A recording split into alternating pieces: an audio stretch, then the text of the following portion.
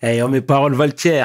Salut à tous. J'espère que vous allez bien. Le Tierman pour vous servir. Les Guzney m'appellent le tiers, les Fimbi 500 et les amis de mes Fimbi Big 500. Sarcel représentant, Sect Abdoulaye évidemment. Bienvenue sur We Hustle, c'est toujours ton émission qui rassemble et motive. Au fil des émissions, nous recevrons différentes personnalités qui viendront s'asseoir à ma table, nous parler de leurs échecs, mais surtout de leurs réussites. Alors Hugo, take a seat, non? Niggas got shot, but nigga ain't gonna die. PDG, let's get it! We hustle, baby.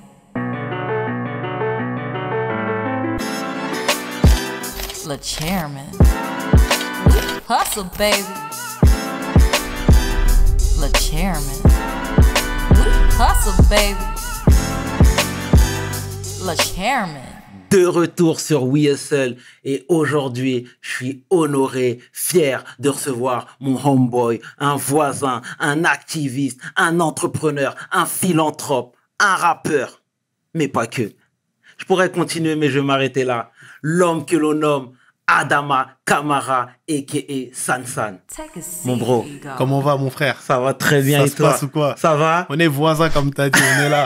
On est à côté. On est à côté, tu sais très bien. Ça fait plaisir en tout cas. Merci d'avoir accepté l'invite. Ah, c'est tout à fait normal. Ça me fait frangin. extrêmement plaisir. Pareillement, moi-même j'en parlais de ton émission. Ouais. Même mon cousin Ouais. Saïdou 12-12, tout le temps il me parle de toi. Il me dit, ce serait bien que tu fasses cette émission. J'ai dit, ouais, moi aussi j'en ai pensé. C'est J'en ai vrai. parlé à ma chargée de coordination à Nat. Exact. Comme par hasard, je reçois. Eh, Les grands esprits se rencontrent. Mais tu connais, C'est comme c'était ça. notre moment. Ouais, C'est notre moment. C'est ce qu'il faut. Adama, dis-moi mon bro, c'est la Yeah. tradition chez We Hustle. Est-ce que tu peux te présenter s'il te plaît? Bah moi écoute, Adama Kamara, et j'ai 32 ans, j'habite à Garges-les-Gonesse, on m'appelle aussi Sansan, c'est mon nom d'artiste. Et voilà, 95 en force comme on dit à l'époque. C'est bien, excellent, excellent. Alors, je voudrais ce que j'aime faire ici, c'est retracer le parcours. Ouais. Je voudrais que tu me parles de ta jeunesse à Garges. À Écoute, quoi elle ressemblait? moi je suis arrivé à Garges à la base j'habitais à Paname dans le 18e. Je D'accord. suis arrivé à Garges en 93, j'avais 5 piges quand avec mes parents et mes frères et sœurs. T'es on né est dans le arrivé- 18e Je suis né aussi? dans le 18e, Parce que Paris 18. je suis né dans le 18e on aussi. se suit. Et on a le même âge. Ah, 88. Oui, exactement. Pareillement, moi septembre. Clinique ordinaire? Ordinaire. Ma parole, on est tous nés là-bas. Ouais, mais mon gars. Tous les Sénégalais peuls, on dirait, c'est nés Je suis obligé là-bas. de- On se check, c'est normal, on se suit. C'est important. C'est important. Ouais, donc je suis né dans le 18e. Et on est arrivé en 93 à Garges avec mon grand frère et mes deux petits frères. Et ouais, j'ai grandi dans le quartier, vraiment à l'époque de Garges-Sarcelles, tu vois comment Tout à c'était. C'était la misère quand même. Hein, t'as vu, Exactement. même si on était dans un logement un peu plus grand, Mhm. c'était quand même la misère, tout ça. On a grandi dans le zoo, comme Mhm. on dit. Après, on se fait des amis, forcément. On grandit, on essaye de s'imposer. Bien Parce qu'à sûr. un moment donné, tu arrives dans un quartier, il y a déjà des petites amitiés. Mhm. Donc, même tu arrives à 5-6 ans, tu fais des têtes à tête, quoi. Tu as vu, pour t'imposer, pour montrer que tu es quelqu'un. Mhm. Et voilà, non, sinon, après, mon quartier, beaucoup de solidarité. Ce qu'il y a beaucoup aussi dans les quartiers, de la Tu peux rappeler solidarité. ton quartier pour les Le, gens qui savent le pas? quartier de la Martine. Mhm. Après, on a regroupé tous les quartiers, on a appelé ça West Park parce que c'était des bâtiments vraiment à côté. Donc, à un moment donné, les anciens, ils ont appelé ça West Park. Mais moi, j'ai grandi à la tour de la Martine. Et voilà, après, on se fait des amis, les premiers petits tête-à-tête, les premiers petits délits. Donc, voilà, quoi. On a grandi dans un environnement vraiment à la cool. D'accord. Et Adama l'étudiant, il était comment? À l'école, j'étais toujours le délégué déjà. D'accord. Parce que tu te dis, en tant que délégué, je me suis dit, même si je suis pas j'aime bien un peu semer le trouble dans la classe, faire rire tout le monde, être le petit clown. Je me dis, au moins, au conseil de classe, je peux me rattraper. Tu connais? Donc, je me faisais en sorte qu'on me choisisse en tant que délégué parce que j'avais déjà cet esprit de défendre mes camarades et de me défendre aussi. Donc après, l'étudiant, c'est un mec qui aurait pu réussir dans les études s'il s'aurait vraiment donné les moyens. C'est vraiment, je arrive à un stade quand il y a un sujet qui me parle pas, je calcule pas, et je vais distraire la classe. Mais quand je voulais vraiment faire quelque chose, je le faisais à fond et je réussissais. D'accord. Et c'était quoi, toi, le parcours scolaire? Parcours scolaire, j'ai fait terminale BEP vente. J'ai été jusqu'en BEP vente. Et le truc de ouf, c'est que quand je devais passer mon BEP, j'avais 17 ans et demi, et moi, je voulais mon permis.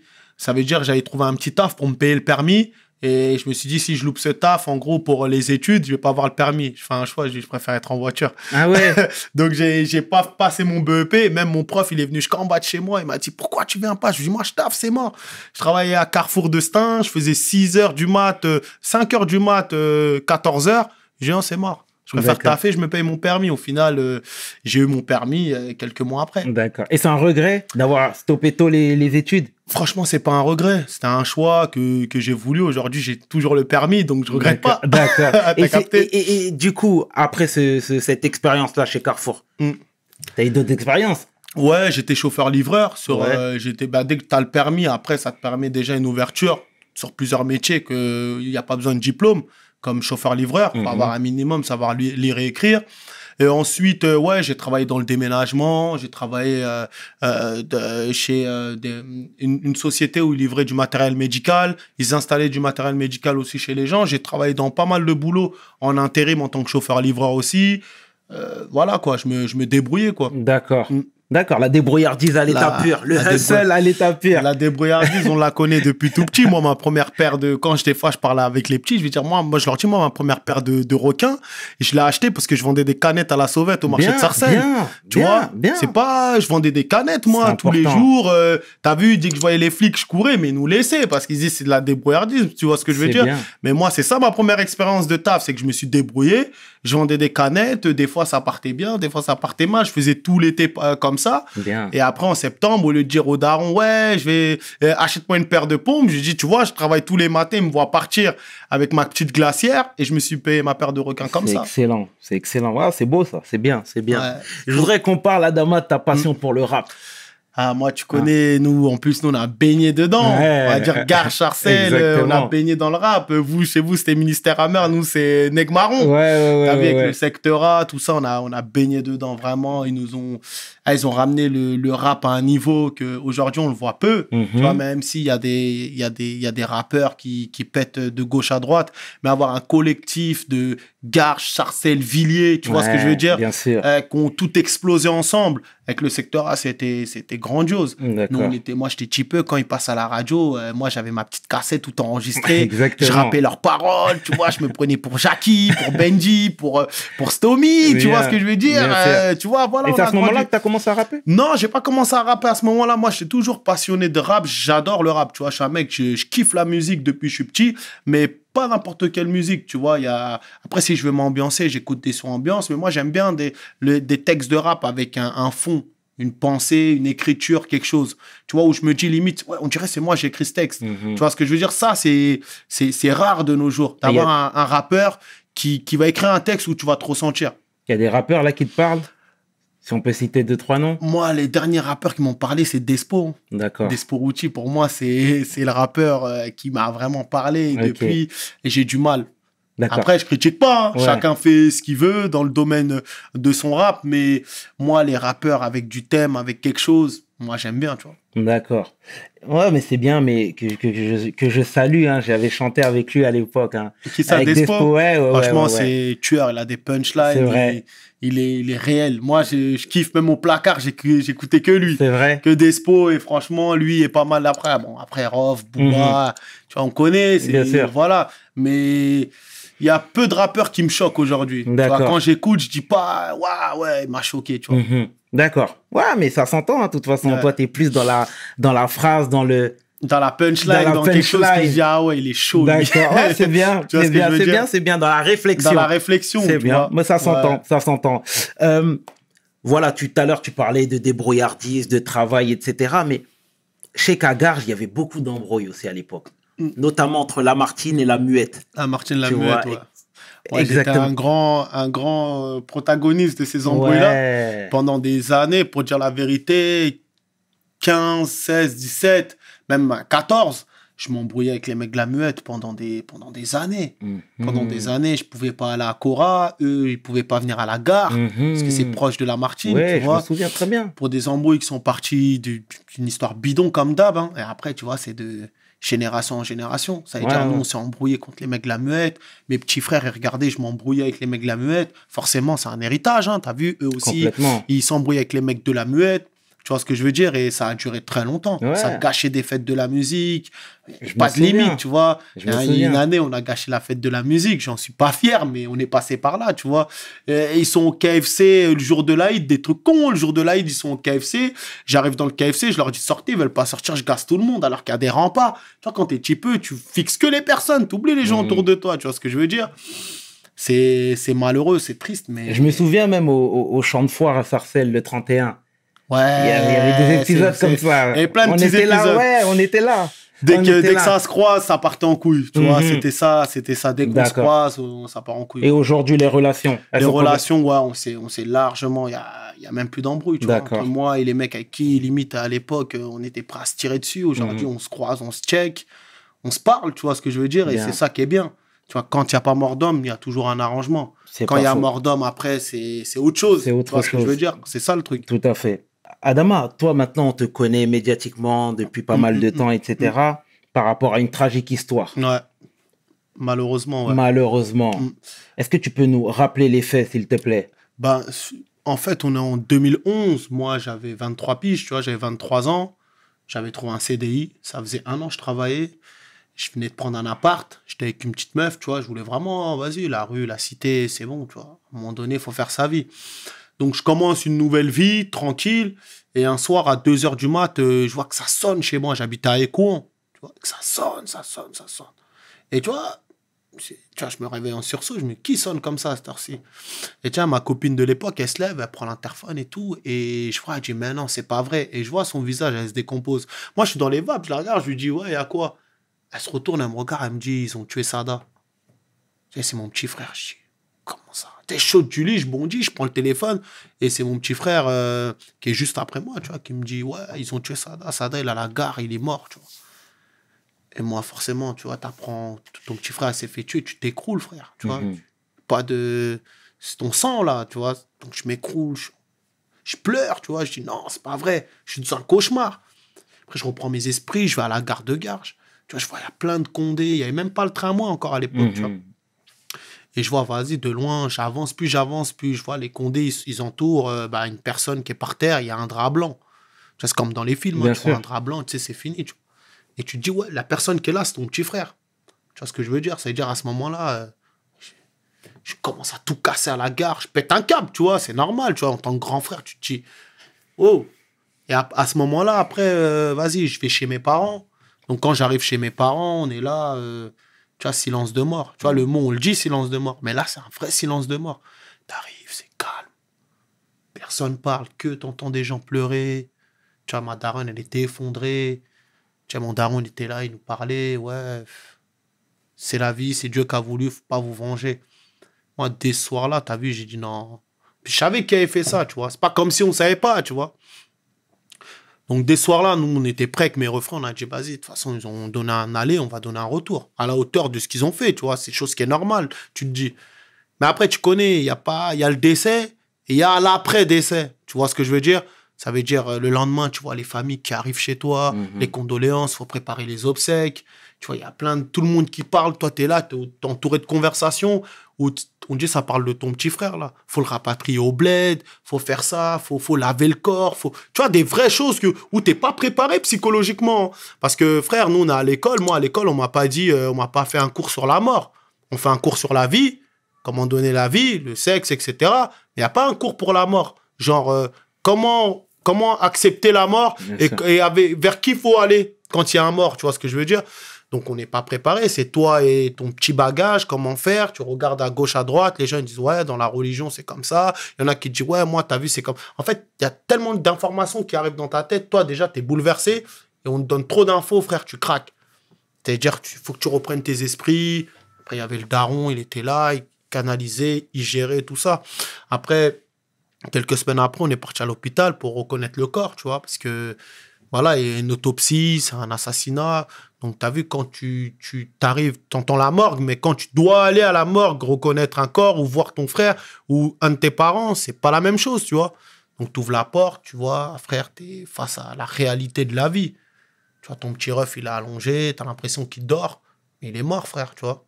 C'est-à-dire, tu touches, tu vois, il est froid, tu vois, je craque, moi, je suis là, Je craque, je fais partie des aînés dans la famille, tu vois. J'ai un grand ref, après c'est moi, après on a que des petits frères et sœurs. On était 8, on est 7 maintenant.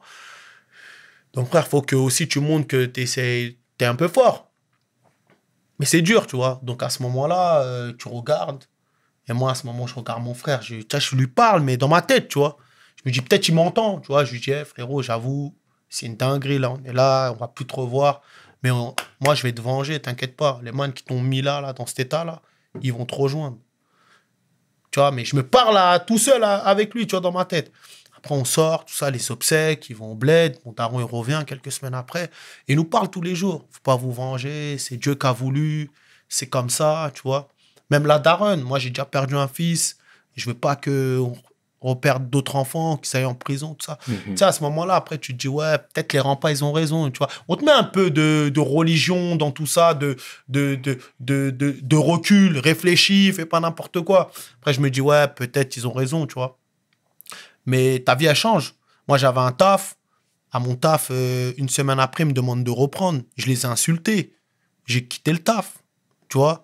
Ma copine que j'étais depuis que j'étais au collège, hein, t'as vu, on était longtemps ensemble. Et je l'ai virée aussi. Parce que moi, j'arrivais plus à rester avec elle. Parce que pour moi, c'est celle qui m'a annoncé la mauvaise nouvelle. Tu vois ce que je veux dire? Ah ouais. J'arrivais plus à la regarder. J'avais le seum contre elle. Elle m'a rien fait, miskine. Meuf droite, sérieuse. J'arrivais plus, frère. L'appart qu'on avait, j'ai quitté. Je t'arrive, frère. Tu peux plus. Pour moi, cet appart, il m'a apporté un mauvais truc, tu vois. Je pouvais plus rester. Psychologiquement, c'était mort. C'était une mort pour toi. C'était une mort, frère. Tu vois ce que je veux dire? Psychologiquement, tu peux plus. Et t'as vu, tu parles pas, toi. Tu gardes pour toi. C'est-à-dire, même ma copine, elle comprenait pas. Je lui parlais pas. Mes refrains, je leur parlais. Mais on parlait pas de ça. On parlait plus de vengeance. Mes parents, on parlait un peu, tu vois. Après, vas-y, on arrive en 2012. Vas-y, je me dis peut-être ils ont raison, les remparts, faut refaire sa vie, tranquille. Donc, je trouve un nouveau taf. T'as vu, je dis, je vais faire plaisir à ma rhum. Je trouve un nouveau taf, je trouve une nouvelle meuf. Je s'installe, je prends un appart. T'as vu, je suis toujours été un débrouillard, tu vois ce que je veux dire. Après, on arrive en 2013. En 2013, ça fait 1 an, je suis avec elle. Elle tombe enceinte.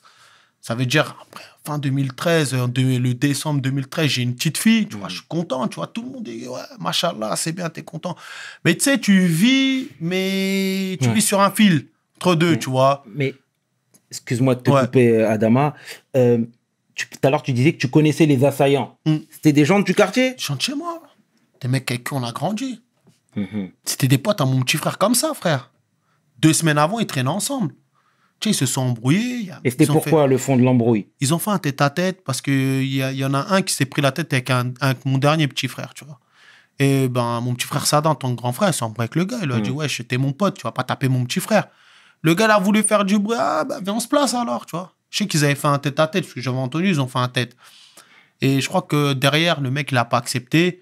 Et tu connais la cité, comment c'est. Ça s'engraine. Il y en a, ils prennent parti, tu vois. C'est vrai. Et de là, il y en a, ils ont pris parti. Donc, ils engrainent. Vas-y, t'inquiète, viens, on fait des trucs. De toute façon, t'inquiète, il n'y a rien. Nous, on est là.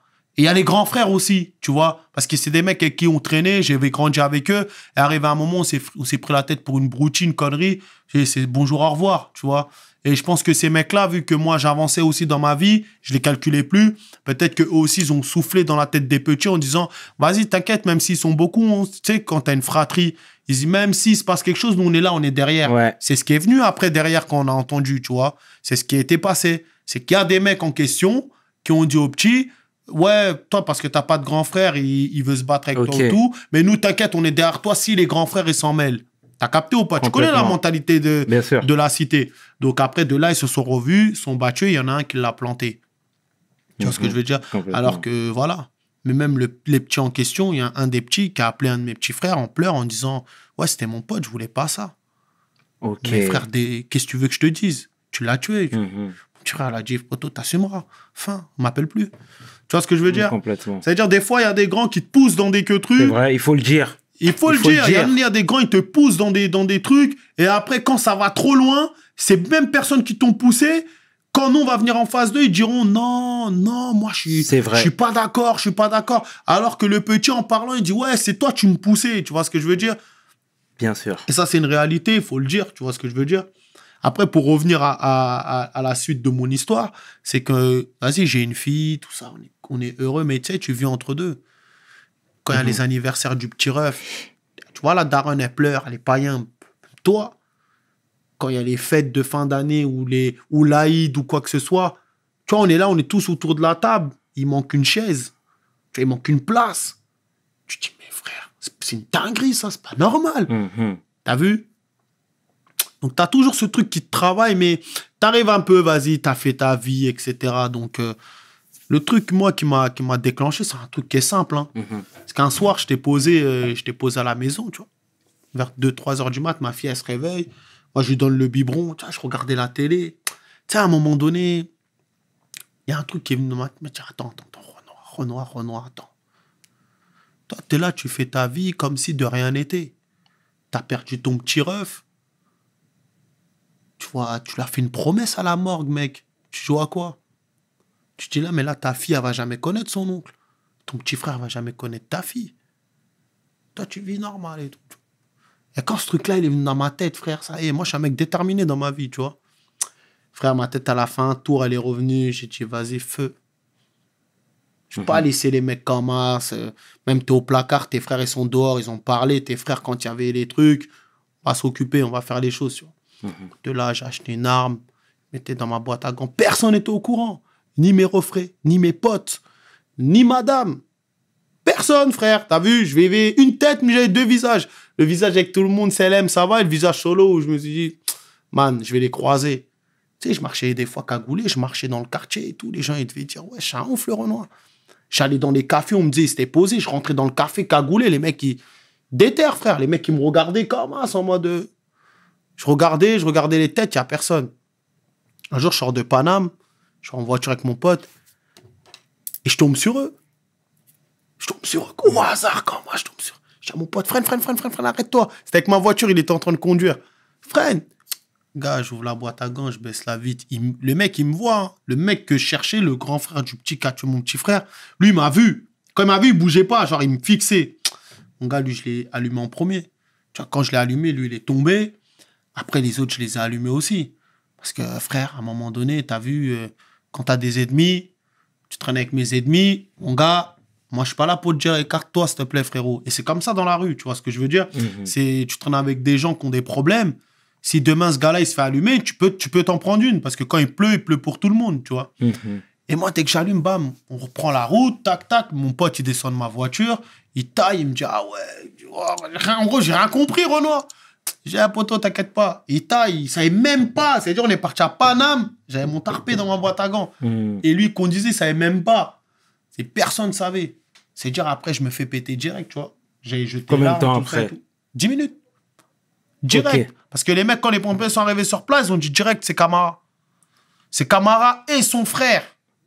Tu vois ce que je veux dire? Okay. Et c'est moi et mon petit frère. Genre, mon petit frère qui est juste après moi. Genre, il conduisait et moi, je les ai allumés, tu vois. Mais comment ils l'ont su? C'est ma voiture. Visage découvert. Vous connaissez ma voiture. C'est pas genre, je t'ai cagoulé, je t'ai caché. Je tombais sur eux par hasard, tu vois. Et là, à ce moment-là, bah, vas-y, garde à vue. 48 heures, on est déféré, on passe devant la juge.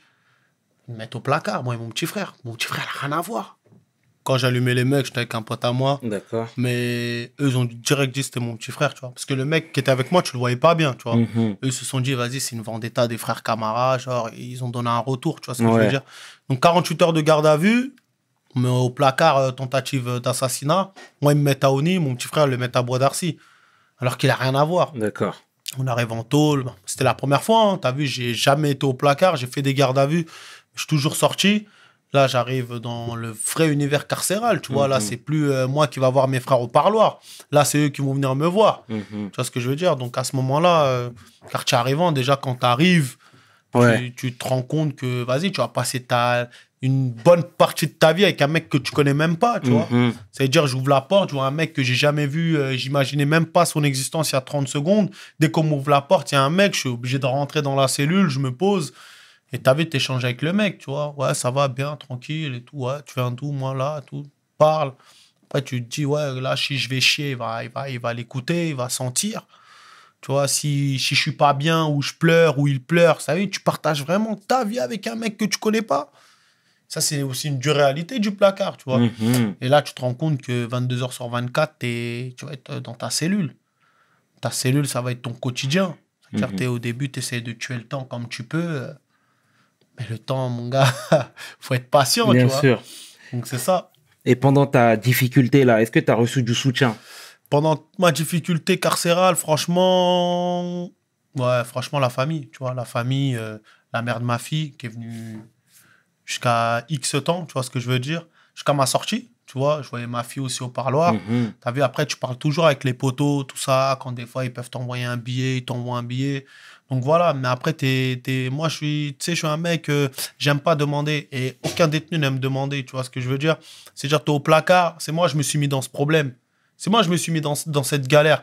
Je peux pas demander à mes potes de m'aider à m'en sortir. Ah, mais tous ne pensent pas comme toi. Ouais, mais moi, je pensais comme ça. Mhm. Ça veut dire, je faisais des formations, je travaillais pour éviter de dire à la famille de m'envoyer un mandat, tu vois ce que je veux dire.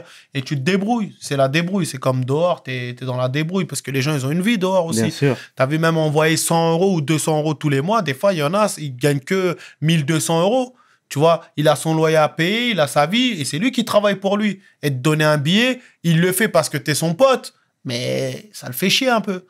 Donc moi, je préfère faire moi-même les choses. Après, j'ai du soutien des potos. Il y a des potos, quand il fallait payer le baveux ou autre, ils me disaient, vas-y, laisse, on va lui donner un billet. Tranquille, quand on se verra dehors, vas-y, tu rembourseras. Mais pour l'instant, vas-y, t'es au placard, t'es en galère, vas-y, je le fais. Tu vois, j'ai eu énormément de soutien quand même, de certains potos, tu vois. Mhm. Et la maman dans tout ça? La daronne, elle souffre, frère. Tu vois, quand t'es au placard, tu te dis, waouh, comment je vais faire pour lui? Là, elle sait que je suis en tôle, quand je vais l'appeler, c'est comment? Tu vois, ça aussi, c'est une épreuve, frère. T'appelles ta daronne juste à son halo, tu sais qu'elle est en train de pleurer. Tu vois, la daronne, elle est pas bien. Tu dis, ouais, ma, t'inquiète. Elle était au courant, il y a eu des coups de feu, tout ça. Je dis, ouais, tranquille, j'ai tué personne, donc ça va aller, tu vois. La daronne, c'est la daronne, frère. Du premier jour au dernier, elle va pleurer, frère. Tu vois ce que je veux dire? Après, moi, je voulais pas qu'elle vienne au parloir. Ça veut dire pendant 4 ans, je l'ai pas vue, ma mère. Tu l'as pas vu pendant 4 ans? Pendant 4 ans, je voulais pas qu'elle vienne au parloir.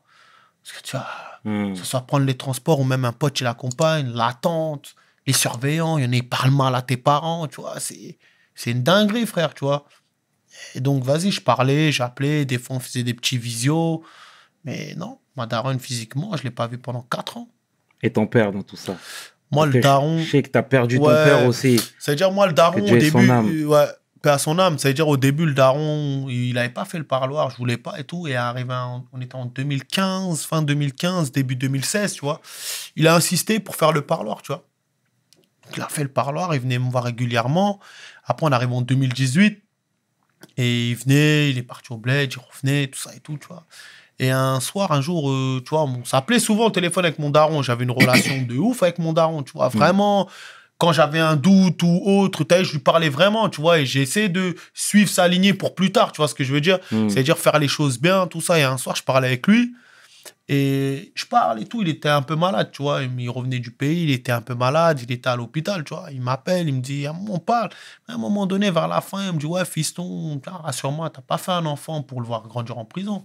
Je dis, ben non, papa, ouais, t'es sérieux ou quoi? En gros, non. Après, il me dit, ouais, quand t'étais petit, toi, t'avais besoin de moi. Je dis, bien sûr. Il me dit, ta fille, c'est pareil. Elle a besoin de toi. Tu vois, tes frères et sœurs, toi, tu fais partie des aînés, ils ont besoin de toi. Il me dit, ouais, ta mère, elle a aussi besoin de toi. Tu vois, tu fais partie des grands de la famille. En gros, faire les choses bien. Pense à eux, tout ça. Il me dit, quand tu vas sortir, je sais que tu vas sortir bientôt. Il me dit ça comme ça. Hein. Je sais, bientôt, tu vas sortir, tu vas faire les choses bien. Oublie pas ta mère. Tu vois, il me dit que ça. Oublie pas ta mère, oublie pas tes frères et sœurs. Je dis, oh, mais t'inquiète pas, de toute façon, on va sortir, on va tous se revoir et tout. Et il me dit, moi, j'avais que ça à te dire et tout. On raccroche, frère. Tu vois. Je me dis, waouh. Tu sais, frérot, pendant 5 minutes, je suis en train de réfléchir. Je me suis dit, ça sent pas bon, ça. Ça sent trop un au revoir anticipé. T'as capté? Après, j'appelle mon grand ref. Je lui dis, ouais, il se passe quoi, là, avec le daron et tout? Parce que je parlais avec lui. Il me dit, non, il n'y a rien. Je lui dis, hey, frérot, je parlais avec lui. Je lui dis, il m'a donné des conversations. On n'a pas l'habitude. Il me dit, ouais, il a un cancer et tout. Putain, j'apprends ça. Je dis, putain. Et je me dis, mais attends, ouais, quoi ces problèmes? Ça s'arrête jamais ou quoi, tu vois? Il dit, ouais, il a un cancer, tout ça. Les médecins, ils ont dit, c'est relou. Le lendemain, j'appelle les baveux, tout ça, les avocats, ouais, c'est comment, tout ça. Ils ont un papier du médecin. Le médecin, il dit, ouais, il reste quelques jours à vivre à M. Camara. Et là, son souhait, c'est de voir son fils. Ça fait longtemps, il l'a pas vu et tout.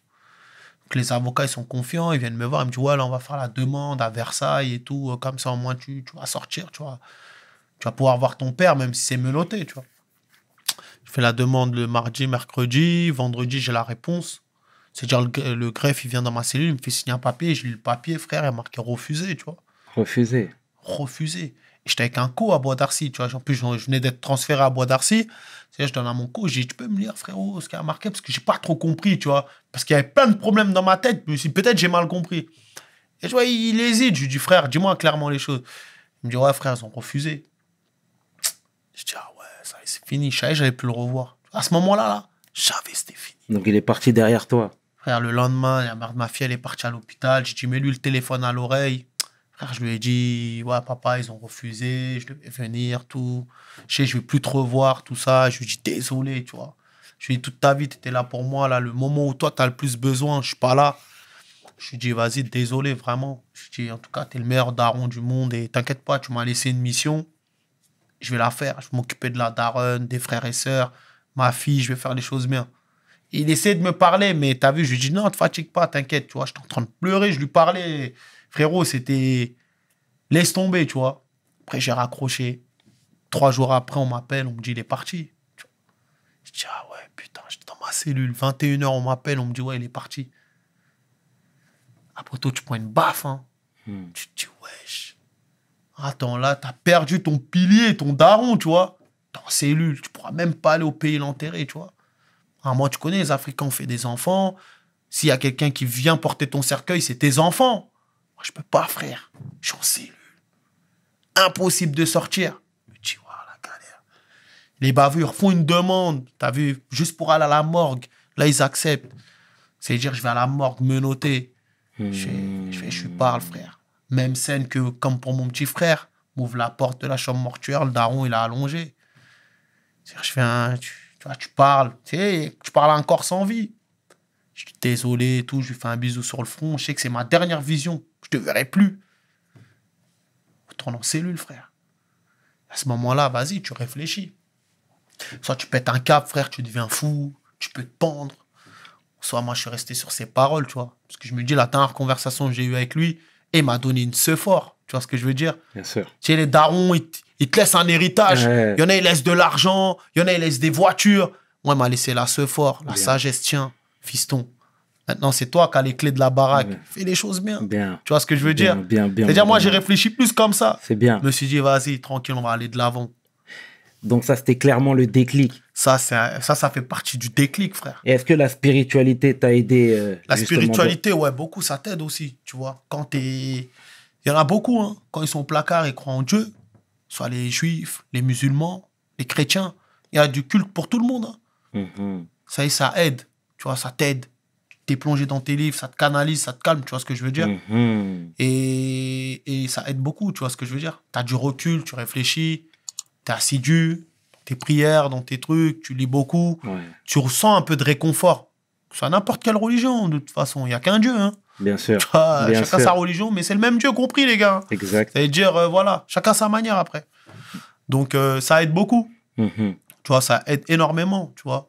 Et après, il y a la famille aussi.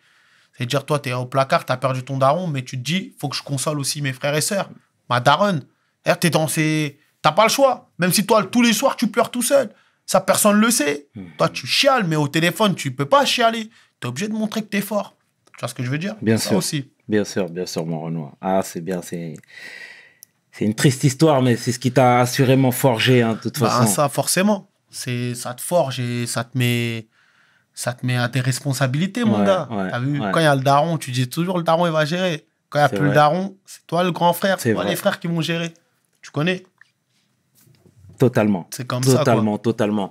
Et puis moi, je voyais à travers tes réseaux, etc., même tu montrais parfois le visage de ta fille. On sentait le manque. Ouais. On sentait oui. les remords. On sentait qu'au fil de ta peine, au Ça départ, fait mal. au départ, on te voyait, tu rappais dans ta cellule. T'as vu, les Tu vois ce que je veux freestyles. les freestyles, tu rappais. Bah oui. Mais plus les années passaient, et plus te rends c'était le compte. moment de la rédemption, de la... Ça Je me fait trompe? mal. Réel, frère. T'as tout tracé. Au début, je faisais des freestyles en cellule. Je montrais jamais ma fille. Je faisais des freestyles en cellule. Même là, en arrivant, j'en parlais avec mon zinco. Il me disait, ah, mais t'as fait des bêtes de freestyle. Ils sont où tes freestyles? Je lui dis, ouais, je sais même plus, ils sont où, frère. Mais après, avec le temps, tu vois, parce que quand je béton, ma fille, elle a 8 mois. Tu vois, quand 1 an, 2 ans, commence à parler. Elle commence à se poser des questions. Elle va à l'école, elle voit tout le monde à un daron qui vient le chercher à l'école. Et toi, t'es où, frère? Et un jour, on était au parloir père-enfant, on jouait avec ma fille. Et d'un coup, elle s'arrête de jouer. Elle me regarde, elle me dit, mais papa? Je dis, ouais, dis-moi, ma fille. Elle me dit, on est où ici? Tu vois, à ce moment-là, t'as 3 secondes. T'as eu pour répondre. Soit tu m'étonnes, soit t'avoues. Si je dis je suis au travail, si je sors demain, je lui dis je suis au travail, je suis mort. Elle va dire, non, je veux plus qu'il travaille. Je dis, bah, ma fille, écoute, ici, on est dans la maison de punition. Et je dis, papa, il a fait une grosse bêtise, donc là, pour l'instant, il est puni. Après, elle me dit, ok, elle m'a plus reposé la question, tu vois. Et je voyais le manque. La fin de parloir, des fois, elle voulait pas me lâcher, elle pleurait. Tu vois, je me suis dit, la pauvre, elle a rien demandé, tu vois.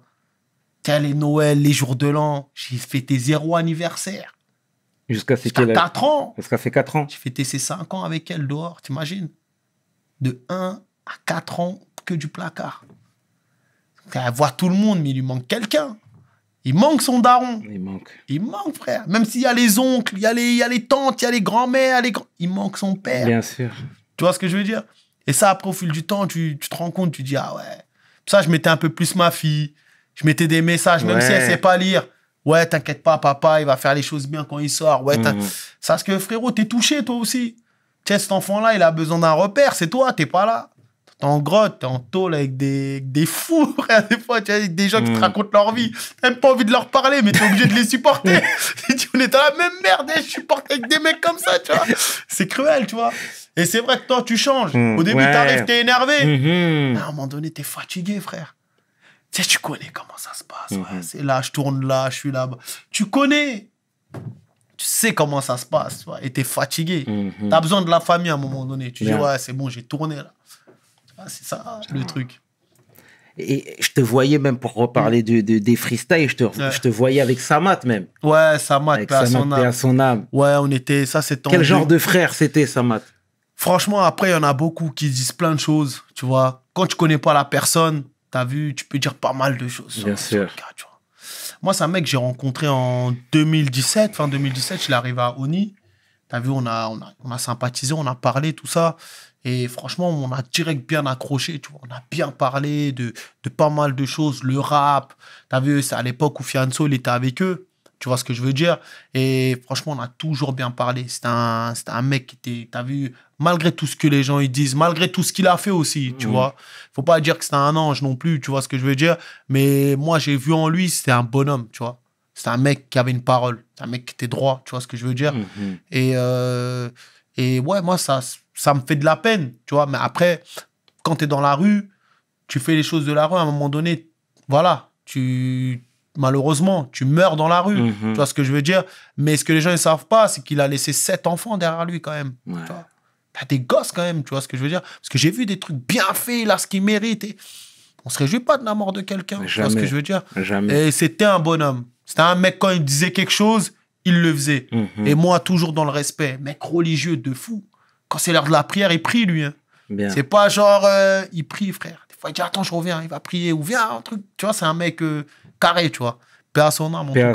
Paix à son âme. Et il y a son frère aussi, Ashraf, qui me parlait de toi aussi. Ouais. T'as connu... Ashraf, le H, Ashraf, ouais. J'avais croisé il y a quelques temps qui me parlait de toi. Qu'on salue, hein, évidemment. Bien sûr, ouais. Et est-ce que tout ça, finalement, c'était pas un déclic pour toi? Parce que tu voyais des gens partir ici et là. Ton père est parti, Samat est parti, ta fille qui commence à se poser des questions, bien etc. Sûr. C'était des signes. Il y a des signes avant-coureur, comme on dit souvent. Il y a pas mal de choses qui t'entourent. Tu dis, à un moment donné, la faucheuse, elle traîne à côté de toi. Ouais. Tu te ramènes ton père, ton ref, tes potes. Tu vois, tu te dis, à un moment donné, c'est comment? Tu vois, on va continuer à... On fait quoi, en fait? Tu vois ce que je veux dire? C'est pour ça, même quand je suis sorti au début... Tu sais, si aujourd'hui, je suis là, aujourd'hui, tout le monde parle de moi, Adama, il fait ci, il fait ça. Ouais. C'était pas prévu. Ce que les gens ne savent pas, c'était pas prévu. Bien sûr. J'étais même pas sorti dans cette optique-là. De faire de la prévention, parler aux jeunes, tout ça. Ça m'est tombé dessus au hasard, frère. Sur un simple message sur Facebook. quand en 2018, je venais de sortir, tu vois. 2-3 mois après, les petites chez moi, les petites garges, ils ont tapé un mec, ils l'ont tiré en dessous d'une voiture, une vidéo qui est devenue virale, qui a tourné. Tu vois, moi, je me rappelle, j'étais en contrôle judiciaire, j'étais chez moi. J'ai même pas vu la vidéo, j'ai juste vu les messages des mecs et des femmes. Ouais, les petits, c'est que des petits cons, génération de merde, regardez ça, je sais pas quoi, faut rétablir l'ordre. Plein de messages, t'as vu? Et moi, j'ai posté un message. Je dis, les petits frères, à un moment donné, tu vois, les embrouilles, on en a fait. J'en ai fait des embrouilles. J'ai dit, mais ça mène à 2 choses, voire 3, tu vois. La mort, la prison ou le handicap. Bien sûr. J'ai dit, tant que vous pouvez régler vos histoires en tête à tête, faites-le. Parce qu'une fois qu'il y a mort d'homme, il n'y a plus de pardon. Tu vois, je sais de quoi je parle. Je sors de 4 ans de prison, j'ai perdu mon refrain.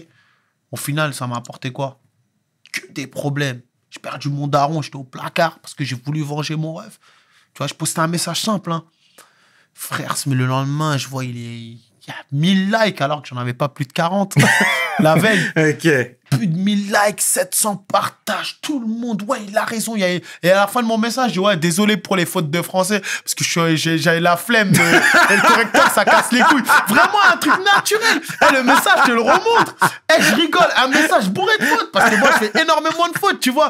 Vraiment un truc vraiment naturel. Vraiment, je me suis dit, le lendemain, j'ai même cru que mon Facebook, il buguait. Ouais. Quand je vois des notifications, des gens qui me rajoutent des messages, je dis, mais en fait, c'est quoi ce délire? Je dis, ouais, j'ai posté un message comme d'habitude. Je pose des coups de gueule. Je faisais... Et après, une semaine après, il y avait une rencontre à Sarcelles. Je crois que c'était dans une association. C'est Turcan, je ne sais pas si tu connais. C'est une femme, elle a organisé un rassemblement avec des jeunes. Oui, bien sûr, bien sûr. Et ce jour-là, il y avait... moi, c'est Inde qui m'en avait parlé. C'est une militante associative de Garges. Elle m'en a parlé. On avait pris contact sur les réseaux. Elle m'a dit, ouais, il y a une rencontre avec des jeunes, etc., pour parler des RICS. Est-ce que ça te dit de venir parler, vu qu'on t'a posté un message positif, si tu veux venir parler aux jeunes? Je dis, vas-y, moi, je m'en fous, tu vois. Je dis, pourquoi pas? Et ce jour-là, il y avait Assa Traoré, il y avait Almami. C'était vraiment une rencontre parce qu'il y avait une tension entre les deux quartiers. Tu sais, moi, je suis venu incognito, tu vois. Je n'ai pas de nom, je suis personne, tu as vu, je viens. Et à la fin, tout le monde y parle. Et moi, à la fin, ils me disent, à toi de parler. Et là, je commence à parler, tu vois. Comme l'histoire que je t'ai racontée. Je dis, j'ai perdu mon frère, je voulais le venger. Et je vois que tout le monde est choqué, en fait. Tu vois, tout le monde me regarde. Je vois, j'ai des darons qui sont en train de pleurer. Et tu vois, et ça a fait un Facebook Live, tu vois. Et je vois le Facebook Live, il commence à tourner. Moi, je comprends pas, tu vois. Pourtant, je fais que de parler de ma vie. Et on dirait, on n'a pas l'habitude qu'un mec parle de ce problème-là, tu vois, des embrouilles. Tu vois, c'est toujours, vas-y, ceux qui sortent du placard, ils font leur vie, frère. Ils parlent pas, ils en ont rien à foutre, tu vois, ils disent rien. Et de là, vas-y, j'ai le lendemain le journal Libération qui me dit, on a vu votre Facebook Live, est-ce qu'on peut retranscrire juste vos paroles, ce que vous avez dit? Je dis, vas-y, faites-le, tu vois, vas-y, ça me fait plaisir, frère. Ça peut aider les petits frères, vas-y, tu vois. Et quelques jours après, j'ai Street Press qui m'envoie un message, tu vois. Mais déjà, Street Press, je connaissais même pas. Moi, je sortais du 4 ans de placard, il y a plein de choses que je connais pas. Il me dit, ouais, on aimerait bien t'interviewer, tout ça et tout, par rapport à ton histoire et si, voilà, ce que tu veux faire aujourd'hui. Je dis, vas-y. Donc, je fais mon interview chez Street Press, tout ça. Je raconte mon histoire. Je raconte le projet aussi Descente de mots qu'on a mis en place. Excellent. T'as vu, avec réunir tous les jeunes, etc. Au lieu de descendre dans les quartiers, descendre de mots à l'écriture. Bien sûr. Donc, je fais mon interview de Street Press.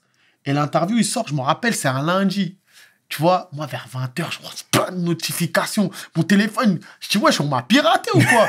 En fait, eux, ils ont posté la vidéo, je savais même pas. D'accord. En 1 heure, elle était déjà à presque 50 000 vues. Tu vois, moi, frérot, je suis en train de péter un câble. Je reçois des messages de partout. Ouais, et tout. Et moi, je n'avais même pas vu le truc. C'est-à-dire, je fais comme tout le monde. Je regarde la vidéo.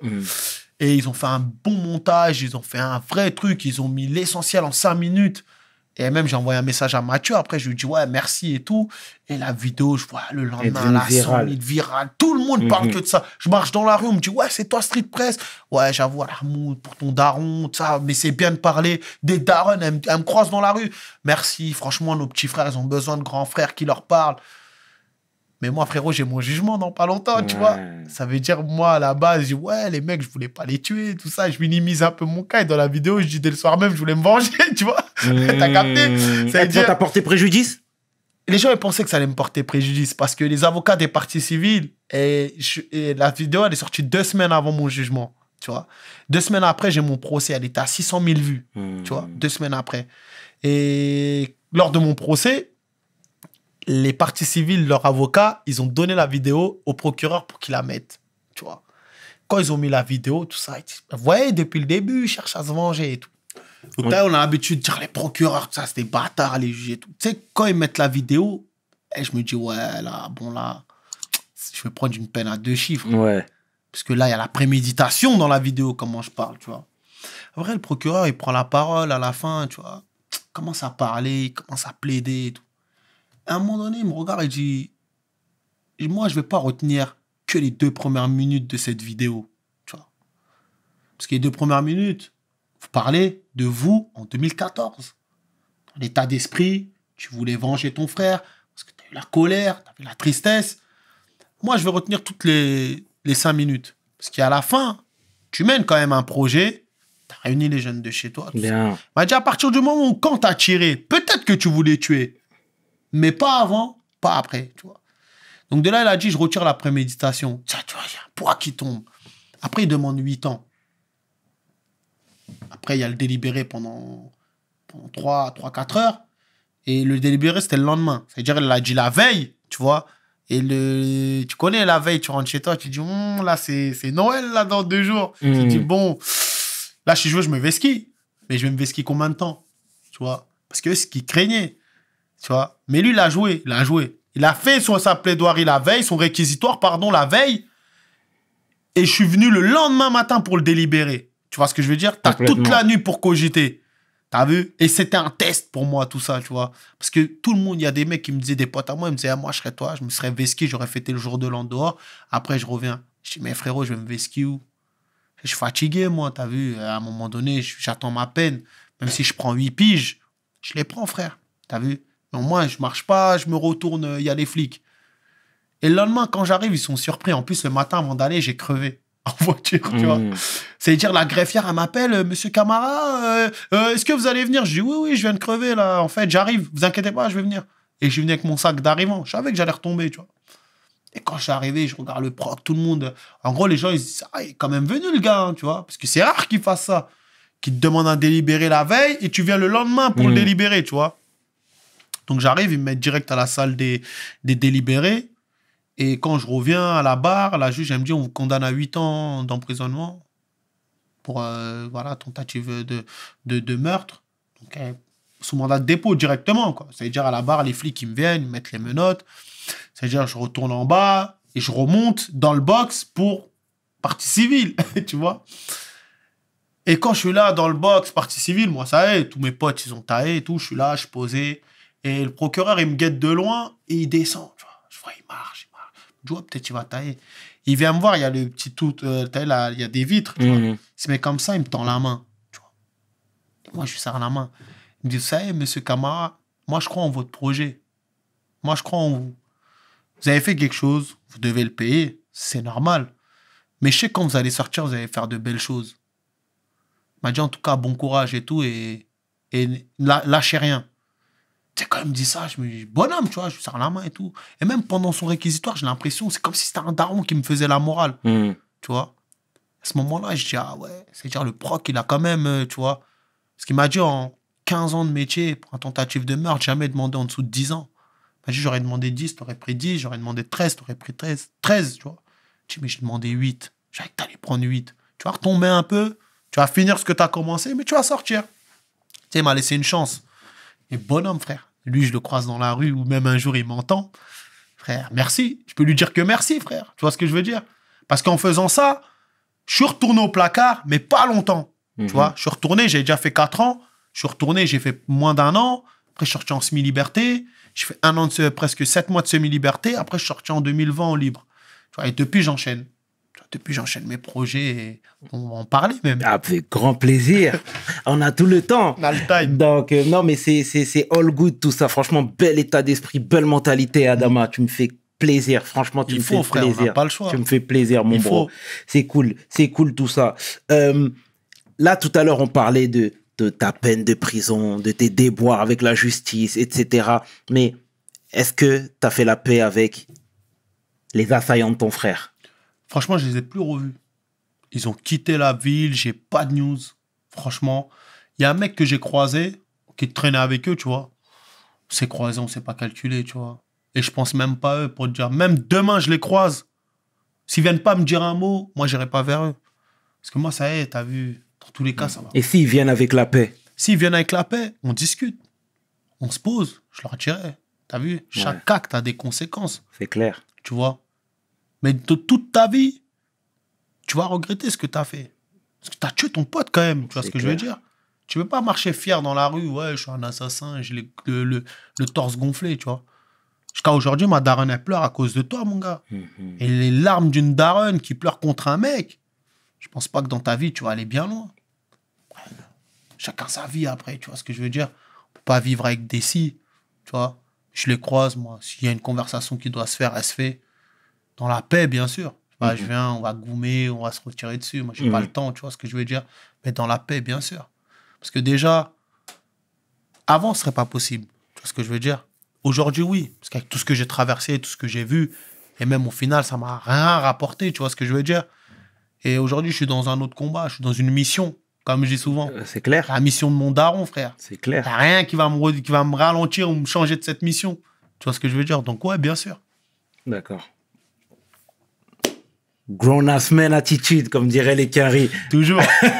C'est bien, c'est bien, c'est bien. Il faut. C'est bien. Et tu sais, j'ai encaissé tes épisodes Rix. Ouais. Franchement, super bien réalisé, super bien monté. Mais t'es un cachotier, toi. T'es en cachette là-bas à Cayenne, partout. Pourtant, je m'étais un peu sur les réseaux sociaux. Les gens ils pensaient que j'étais en vacances, tu vois ce que je veux dire? Et Rix, en fait, comment il est né ce truc? Dis-moi tout. C'est que, t'as vu quand j'ai fait ma vidéo chez Street Press, je t'ai dit, j'ai reçu énormément de messages de toute la France. Aujourd'hui, elle fait 2 millions de vues, la vidéo. Tu vois. Toute la France, que ce soit des jeunes, des filles, jeunes filles, tu vois, des garçons, des parents, des grands frères. Tu vois, ils me disent merci d'avoir parlé. Merci, moi aussi, je vis ça. Moi aussi, je vis ça. Moi aussi. Tiens, un soir, je dormais. Hein, je t'ai dit, je dormais, j'étais en semi-liberté. On était en novembre 2019. Décembre 2019, je dors. Genre à 2h du mat, je sais pas, il y a un truc qui me parle dans ma tête, tu vois. Et je me lève, hein, à 2h du mat, j'allume ma petite lumière, j'étais en semi, j'avais une petite lumière au-dessus de mon lit. Je prends une feuille et un stylo et j'écris le générique de Rix. Tu vois. Et je pose et je m'endors, tu vois. Le lendemain, je me lève, je lis. Je dis, wesh, c'est quel ancêtre qui est venu me parler, là. Tu vois ce que je veux dire ou pas? Et vraiment, histoire vraie, hein. J'en parle à mes potes. Tu vois, je dis, ouais, les frères, qu'est-ce que j'ai écrit cette nuit? Ils me disent, ouais, j'avoue, c'est bien, tout ça et tout. Mais tiens, les frérots, des fois, tu leur parles d'un truc, on n'y croit pas direct. Ils disent, c'est bien ce que tu as fait. Plaisir. Mais voilà, tu vois. Bon, après, vas-y, je gamberge tout seul, tu vois. Je me dis, mais dans ma caméra, il y en a plein. J'ai reçu tellement de messages de gens, ils m'ont dit merci. Limite, j'étais un psychologue. De leur parler, je leur parle, tu vois. Je cogite. Un jour, pendant le confinement, le premier confinement, tu vois, je suis là, j'appelle Mathieu, Street Press. On s'échangeait des messages. Donc, un jour, je craque, j'appelle Mathieu. Je dis, ouais, ça va, Mathieu, tu vas bien? Il me dit, ouais, Adama, ça va, tranquille. Je dis, hey, Mathieu, tu sais, je vais te parler d'un truc, j'ai un projet dans ma tête. Je sais pas si vous êtes chaud. Il me dit, dis-moi. Je lui dis, ouais, t'as vu, j'ai envie d'aller à la rencontre des gens qui ont perdu un proche ou un jeune qui est blessé. Je lui dis, pourquoi pas faire un projet sur les Rix, tout ça. Parce que je dis, t'as vu, moi, j'ai fait ma vidéo. Aujourd'hui, c'est une des vidéos qui a le plus tourné chez vous à Street Press. Mais des mecs comme moi ou des femmes ou des mères, il y en a plein. Pourquoi pas le faire? Mathieu, il me dit, franchement, lourd, bête d'idée, c'est vrai. Il me dit, vas-y, j'en parle à l'équipe et je te tiens au jus. Je te tiens au courant et tout. Quand il raccroche et tout, je dis, ah ouais, peut-être c'est moi, je suis un ouf dans ma tête. Je me dis, ouais, peut-être que les gens, ils s'en tapent le cul. Et le lendemain, il m'appelle. C'est ça que j'aime bien, c'est chez Mathieu, la réactivité du gars. Le lendemain, il m'appelle, il m'a dit, mon gars, l'équipe, ils m'ont dit, bête d'idée, ils sont chauds, feu. Quand on est parti, frère. On cherchait les familles. T'as vu, moi, tu connais les contacts gauche à droite, t'appelles. Faut convaincre les familles. C'est pas genre, hey, je fais un docu, viens. C'est pas comme ça, frère. Non, c'est clair. La pudeur. Tu sais, nous, les Africains, on a la pudeur. On parle pas, nous. Même on a la pire galère du monde. Ouais. On parle pas. Tu vois ce que je veux dire? Ça veut dire, après, entre-temps, France TV Slash, j'ai entendu qu'avec Street Press, on préparait un docu sur les Rix. Ils sont venus derrière pour produire, mettre les moyens aussi. Parce que c'est important. Si le documentaire, il est bien filmé, il est bien truc. Parce qu'il y a des moyens aussi qui ont été mis pour le projet. Tu vois ce que je veux dire? On a été voir les familles. C'est pas on est venu, on a filmé. Chaque famille, on a passé une journée déjà avec eux. Même les familles aux Zizar à Toulouse. T'as vu, on nous a donné le contact. C'est Samir du collectif du comité Adama. Comité Adama, comité ouais. Adama, Samir, un jour, je parlais avec lui. Tu vois, je lui dis, ouais, là, on prépare un documentaire sur les Rix. J'ai dit, on devait faire Marseille. Au dernier moment, la personne, elle s'est rétractée. Je dis, il nous faut une histoire dans le Sud. Je ne peux pas faire un truc que sur Paname. Il m'a dit, attends, je suis en contact avec les mamans des Zizar à Toulouse. Je dis, moi, je ne connaissais même pas, frère. T'as vu? Il me dit, mais t'es un dingue. Il y a des séries de règlements de compte là-bas. Il les a appelés, il m'a mis en contact avec Yamina, j'ai appelé Yamina. Avec Mathieu, on a fait une journée à Toulouse. On est parti à 6 h du mat et on est revenu ici, il était minuit. On a fait qu'une journée, on est parti voir les familles. On a réussi à les convaincre, leur parler. Je leur ai dit, ce qui se passe chez nous, c'est pas normal, comme chez vous. Je dis, moi, je suis pas journaliste de base. Le projet est porté par moi. Et je dis, je le fais avec Mathieu. Mathieu, c'est un journaliste, mais un mec qui est droit. Tu vois ce que je veux dire? Pas déformer les trucs. Donc, ils m'ont fait confiance. Ils m'ont dit, vas-y. Adjira, c'est une femme que j'ai rencontrée pendant un événement de Gay Camara, un rassemblement, où c'était en 2019, j'étais encore en semi-liberté, où elle est venue pour parler de la mort de son frère pour une poignée de main. Je m'en rappelle comme si c'était hier. C'est qu'elle est montée sur scène, elle a juste dit Redouane, elle a pleuré. Et moi, à la fin, elle est venue, elle m'a parlé, elle m'a dit, je t'ai suivi, j'ai vu ton histoire, je t'ai même parlé sur Insta. J'ai dit, je sais même pas. J'ai dit, moi, je réponds à tout le monde, tu vois. Moi, je suis un mec, je réponds à tout le monde. Je prends le temps de répondre à tout le monde. Même si c'est 2-3 semaines après, je vais te répondre. Tu vois? Et après, tu as vu, j'ai gardé contact avec elle bien avant que je fasse Rix. Hein.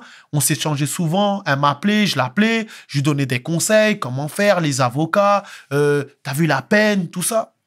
Et de là, on a créé une petite confiance. Tu vois ce que je veux dire? On est parti, on a fait Rix. Pareil, la maman de Villiers, Mani, paix à son âme, c'est un mec avec qui j'ai tourné. Tu vois ce que je veux dire? J'ai appris sa mort, j'étais au placard. Elle, c'est une pote à moi qui est comment ça s'appelle, psychologue, tu vois. Un jour, elle m'a vu qu'elle savait que j'étais dans le documentaire X, que j'étais en train de filmer. Elle m'a dit, j'ai une maman que je suis, qui peut peut-être parler, qui a envie d'extérioriser ce qu'elle a et tout. Donc, j'ai pris contact avec Miss. Je parlais avec elle. Elle m'a dit, vas-y, pour toi, je vais le faire parce que je sens que c'est de la bienveillance, tu vois ce que je veux dire. Et je te jure, à chaque fois, j'allais chez des familles, tu prends des claques, frère. Faut être prêt psychologiquement. Faut être prêt psychologiquement. Tu vois ce que je veux dire? Déjà, nous-mêmes, en tant qu'auditeurs et simples spectateurs, on a pris des claques. Alors, j'imagine... Bah oui. Moi, l'histoire qui m'a... En fait, elles sont toutes tragiques, hein, ces histoires-là, mais celle qui m'a interpellé encore plus que les autres, c'est celle de... Fatou. Avec Anastasia. Enzo. Voilà, Enzo. Enzo qui a... malheureusement, là, je vais te donner une mauvaise news. Ils l'ont amputé il y a une semaine. Ouais. Il y a une semaine, ils l'ont amputé. Son mollet, ça s'est réinfecté. C'était pas possible, tu vois. Et ils l'ont amputé, quoi. Et lui, pareil, quand il te raconte son histoire, c'est trash. C'est réel. Lui, c'est un petit que j'ai rencontré au placard aussi. J'ai vu ça. Tu vois ce que je veux dire? Je dis, tiens, un jour, je parlais avec lui sur Snap. Je lui dis, ouais, la santé, ça va. Il me dit, non, pas trop. Il m'envoie une photo. Il est en fauteuil. Je dis, t'as eu quoi? Tu vois, moi, je me suis fait allumer. On a failli me tuer. Je parle avec lui, on s'appelle. Je lui dis, là, je suis en plein documentaire sur les Rix. Si tu veux en parler. Il m'a dit, moi, j'aime pas parler d'habitude, mais pour toi, grand frère, je le fais. Tu vois ce que je veux dire? Vraiment, Rix, hein, je te jure, hein, on avait un casting au début. Sur tout le casting, il n'y a personne. Tu vois ce que je veux dire? Il y a peut-être... parce que Marseille, c'est pas fait, on a fait Toulouse. Il y a un jeune du 7-8 qui avait pris une balafre un jour. Un rappeur. On devait le faire. Quand on devait le faire, il est parti au placard. Ça veut dire Miss, elle l'a remplacé. Fatou, bon, Adjira, je devais le faire. Adjira, comment j'ai connu Fatou, qui a perdu son frère Wally, c'est parce que Adjira commence à monter un petit collectif. Et Adjira m'a dit, ouais, j'ai une fille de Paname qui s'appelle Fatou, elle a perdu son frère. Donc, elle m'a donné le contact de Fatou. Tu vois, ça s'est vraiment fait entraide. C'est pas, je suis venu, je connaissais tout le monde. C'est de l'entraide. Chacun s'est entraidé. Et c'est pour ça que le projet, il est né. Et ce projet... Et c'est pour ça qu'il a autant d'impact aussi, puisqu'on ressent vraiment l'authenticité et la bienveillance, hein, de tous les côtés. C'était ça le deal, tous les côtés. Tu vois, le deal, c'était... Faut pas jouer avec la vie des gens. Faut pas jouer avec la sécurité aussi des gens. C'est qu'il y a des choses qu'on peut dire, et il y a des choses qu'on peut pas dire. Et on filtrait tout avec Mathieu. Je filtrais tout. Même si des fois, tu sais que en tant que journaliste, il y a des choses à dire. Ouais, il faut... Non, non, non, non. Là, on joue avec les... Déjà, recueillir ces paroles-là, c'est quelque chose. Mais derrière, faut pas qu'on joue. Tu vois, faut pas trahir la parole des gens. Et ça, c'est important. Et il faut. Et c'est du brut. Je suis pas journaliste, frère. Je galérais des fois à poser mes questions. Parce que moi, je suis comme ça, instantané, tu vois ce que je veux dire. Mais peut-être, si face à eux, ils avaient eu peut-être quelqu'un d'autre, un journaliste qui a fait des études, trucs, je critique pas, hein. Peut-être ils seront pas lâchés, peut-être Bien aussi sûr. pareil. Tu vois ce que je veux dire. C'est possible. Là, ils ont affaire à un mec qui peut les comprendre parce qu'à à la fin de chaque épisode, je te jure, hein, toutes les familles nous ont dit merci. Ça fait des années qu'on parle pas, des mois qu'on parle pas, et là, on a rigolé avec vous à la fin, on a parlé. J'avais l'impression d'être un psychologue, tu vois, de venir dans chaque famille, chaque ville pour prendre un peu de peine qu'ils ont, qu'on partage avec tout le monde. Tu vois ce que je veux dire? Totalement. Et c'est quoi les retours que vous avez eus? Franchement, que des bons retours. Je te dis la vérité, des retours, tout le monde me dit touchant, j'ai pleuré. J'ai même d'autres personnes qui me disent qu'il y aura une saison 2, parce que nous, on a envie de parler. Nous aussi. Impacter les jeunes.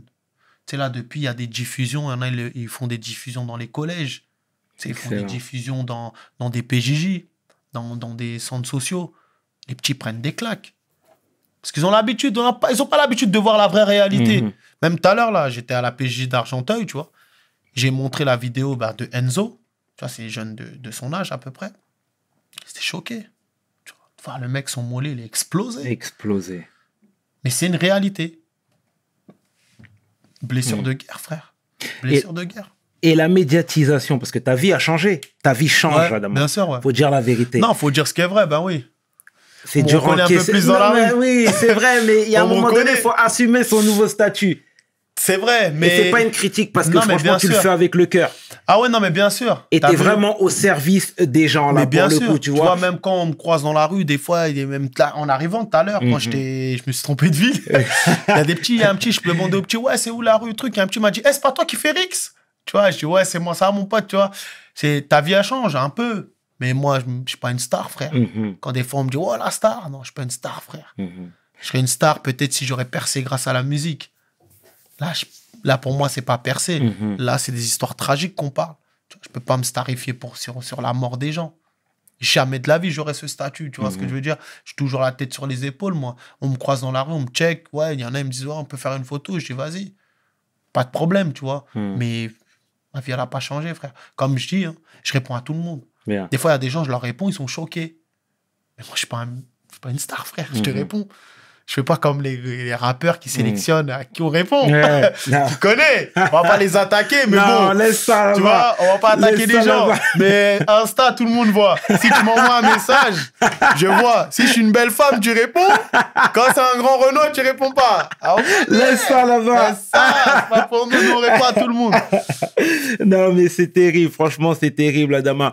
Et là, du coup, elle ressemble à quoi ta vie, toi?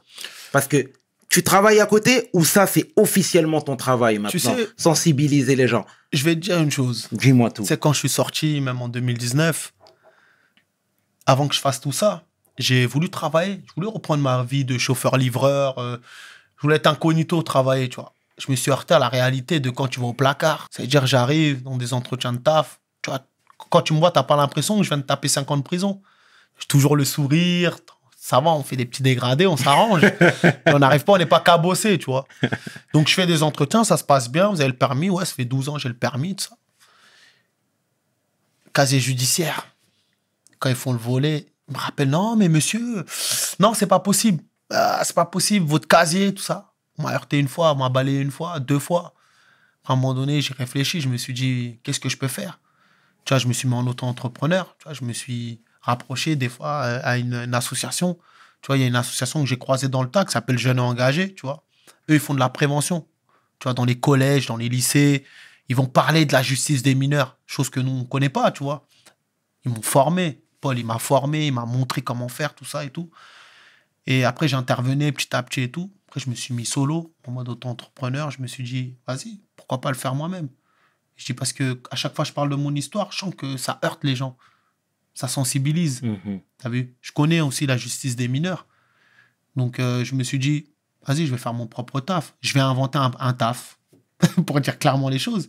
J'ai inventé mon taf. Donc, je fais des ateliers d'écriture en tant que rappeur. Et je dis, pourquoi pas faire des ateliers d'écriture? Parce que moi, comme je dis, on est entre deux générations. La génération où il y avait des raps avec un rap avec du thème et la nouvelle génération. Je me suis dit, pourquoi pas ramener le rap avec du thème à cette nouvelle génération qui a plein de choses à dire. Ça, il y en a beaucoup, ils se disent, ouais, il aime bien, ça y est, maintenant, il aime bien passer à la télé, tout ça et tout. Mais quand je passe à la télé, je montre le taf que je suis en train de faire en amont. Et quand ils me filment dans un collège, en train de parler avec les jeunes, et que derrière, je leur propose un atelier d'écriture, c'est pour mon taf plus tard, frère. Tu vois ce que je veux dire? Je montre ce que je suis en train de faire. Tu vois, donc... Les Quinri ont une expression pour ça. Ils disent que t'es devenu bougie. Quand t'aimes la télé. C'est ça, les gens ils pensent quand même. Non. C'est ce qu'ils pensent. Mais après, t'as vu, t'es obligé à un moment donné de montrer le travail. Ouais, c'est parce qu'on critique les médias. Ouais, ils montrent pas ce qu'on fait. Ils sont... Mais quand ils veulent montrer, pourquoi tu bégayes? Bien. Vas-y. Bien. Moi, quand je suis parti à BFM TV, ouais, t'es sûr, tu vas aller là-bas, ils vont te faire du mal. Frérot, je sais ce que j'ai à dire. Tu vas chez Hanouna. Et je me dis, ouais, t'es face à Jean Messia, ouais. Mais frérot, je pars de rien, moi, frère. Je connais mon sujet, je sais ce que j'ai à dire. C'est un mec qui veut me tenter. Mais mon gars, tu vas pas me mettre dans les cordes. Je suis passé aux assises, frère. J'ai pas eu la pression. Un peu, au verdict. C'est tout, tu vois. Donc après, frère, quand t'es en mission, frère, t'es full dans ta tête. C'est bien. Et là, est-ce que ta mère, elle te dit à quel point elle est fière de toi? Franchement, ouais, grave. Quand elle me voit, tout ça, elle me dit non, franchement, c'est bien, mon fils. Je suis fier, franchement, tu fais les choses bien. Ça me fait plaisir. Même quand on a fait le clip de Rix, tu vois, le morceau Rix, tu vois, de la BO de la série, je fais un clip où j'ai invité des darons, tu vois. Toutes mes darons de ma tour, des darons de partout, il y a des darons de Paname, ils sont venus et tout. Et on était à l'Innoventura, à Garges, tu vois, la municipalité, ils nous ont laissé faire le clip là-bas. Et il y avait des darons, ma daronne, elle est venue à aucun événement depuis la mort de mon petit frère, tu vois, ni à une marche, ni à rien du tout. Elle est venue au clip, elle n'était pas dans le clip, mais elle était dans la salle.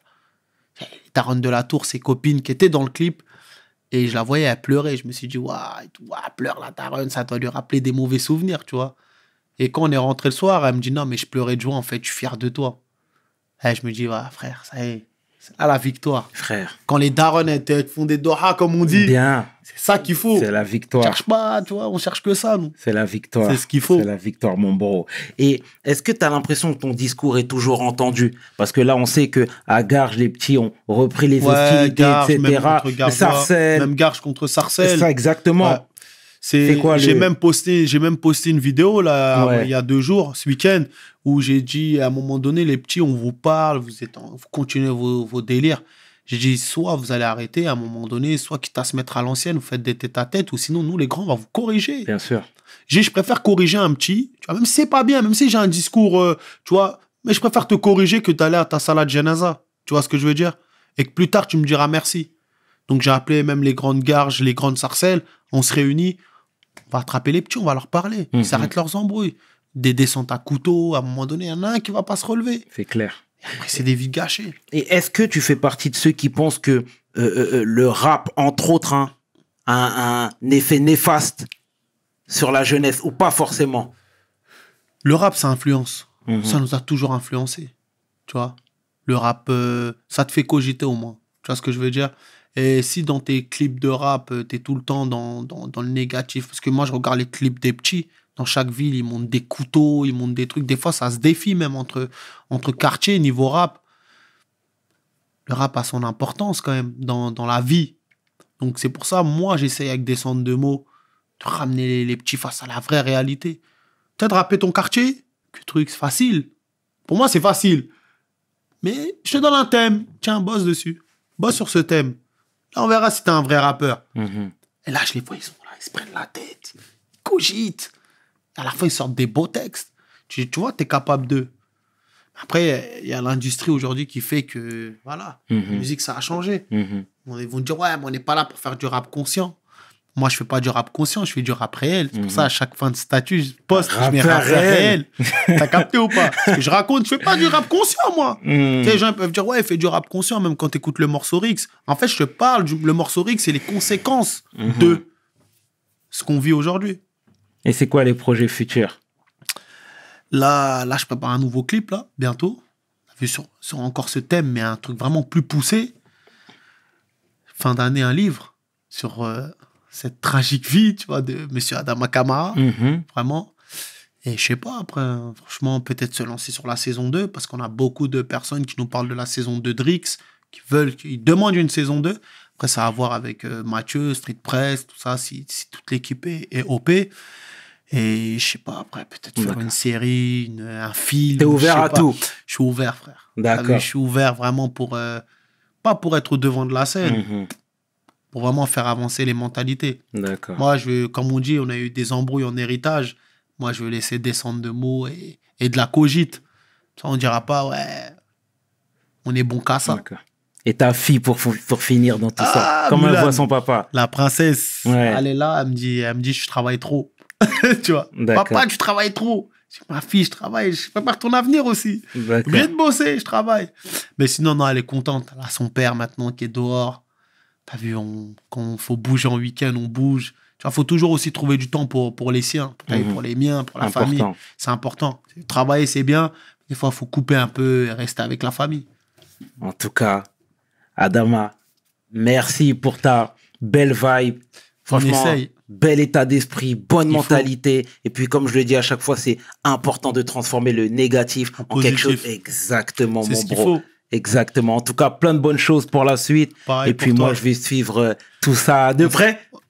Toujours, on est ensemble. Les voisins, on est à côté, on a la même gare. On a la même gare. Non, en tout cas, lourd. Merci. Et toi, continue ton émission, franchement. Merci. Comme j'ai vraiment... j'étais destiné à venir. J'ai même dit à mes équipes pour contacter. C'est rare, hein, je demande. Hein. Mais toi, je me suis dit, non, j'aime bien même la mentalité, les questions posées. Et on sent à la maison. Ça fait plaisir, en tout cas. T'es définitivement à la maison. On est là. J'ai même enlevé mes chaussures, mais là, ils ne peuvent pas voir. Comme on dit en Pel, Jarama. Ah, Jarama. Voilà.